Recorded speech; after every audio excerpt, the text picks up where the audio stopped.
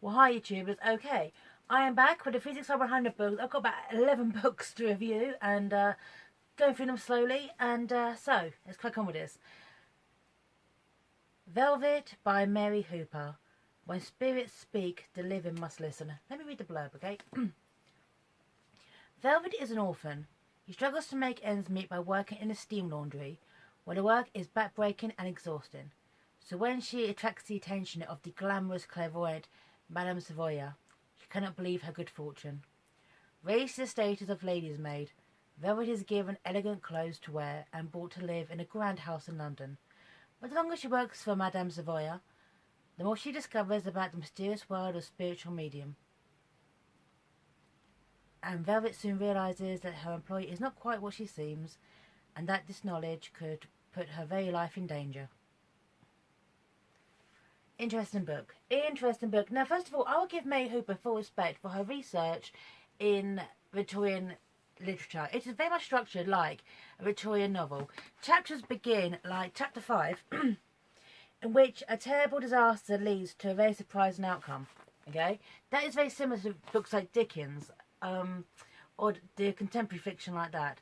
However, this is a very, very interesting book because even though it is well researched, and as I'm a Londoner, Victorian London is spot on how it's described. It's not over described. You get things in detail, things like the attitudes and what people wore, how Velvet's friend Lizzie just pretty much wants to be a wife and a mother because for a poor Victorian girl back then, that is what you aspire to because there was very limited options. Okay. However, this book is really frustrating because it is all this build-up of absolutely zero outcome, okay? Essentially, I'll say this now, alright? Madame Savoya, like all spiritualists out there, okay, or clairvoyants, she's a goddamn fraud, okay? It's obvious from the outset she's a fraud. She basically recruits Velvet, put the book down, Velvet to kind of go around people, collect information, which then she uses from the spirits. I call them on the spirits, let me tell you. It is all bollocks. It's all cold reading. Sorry, it's all cold reading, and it's all basically pulling shit out of thin air. And if you believe in spiritism, spiritual healers, sorry about this, you do you, okay? But I say right here, right now, like Penn and Teller said eloquently years ago, it's bullshit. Thank you. So, the problem is though, is Velvet as a character is this. She's 15 years old. She's all alone in London. Her mother is dead. Her father, kind of on the... Can't really spoil this, okay? Even though she acts streetwise and savvy, and the fact is she's been living by herself for a very, very long time. She has street smarts. Sorry about this. She's so friggin' naive, it's unbelievable. Okay, she is so naive about this. Even though the two is staring her in the face, she refuses to admit to the very, very end that Madame Savoya is a fraud. She's too wrapped up in the lifestyle, okay, of nice clothes and George, the manservant, and it's kind of that new world she's living in. Now, I thought it would have been a really, really better idea if it knew straight out that Madame Savoya was a total fraud, okay, but was seduced by the lifestyle, okay, of being in this nice house, being in this world. Because counteracting this is her pursuit of George, but at the same time, okay, a family friend, Charlie, is pursuing her at the same time. Yeah. Yeah, a last kind of juxtaposition, okay, between her reacting to the situation and how will she go to perpetuate the lie to get what she wants. To the point where it comes into kidnapping a baby. Yeah.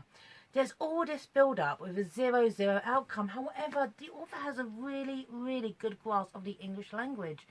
A really, really good grasp of the words they used back then, the mentality, the mindset. Okay? And it's just a very, very thing. I got this in my local library. It was 10 pence. It's quite sad. Taken out 3 times. Once in 2013, twice in 2015, and withdrawn in 2017. Only 3 people ever got this book out from the library. I'm taking it to a charity shop. But it is really, really frustrating how Velvet is brought into this beautiful, beautiful world, and yet she's so goddamn naive. And this bit here, I just love this. What do you think, Velvet? Madame Savoya asked, holding the dove grey gown in front of herself. Isn't quite the nicest day dress you've ever seen. It is, madam, Velvet said with enthusiasm. It's beautiful material, she thought. The front tucked and folded with 2 rows of pearly grey buttons and the cuffs prinked around with smockings. There were Marshall and Snellgrove, one of the well-appointed new stores which sold dresses ready to make to take away. Madam had been trying on outfits all morning. The world, back then, trying an outfit to take it away was quite a new thing in Victorian London. Okay? When it comes to seances, this one is. Okay?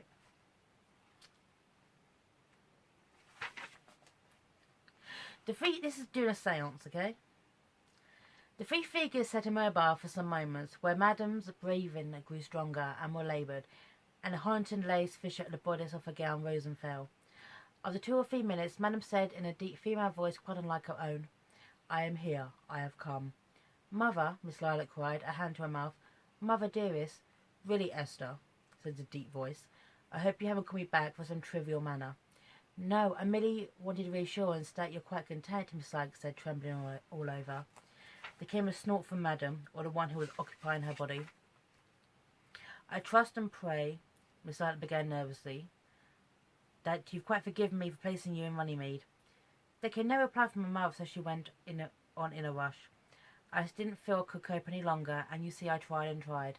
And I could hardly lift you, and you weren't eating, and then when you began waking and walking around the house at all hours of the night, I was at my wit's end."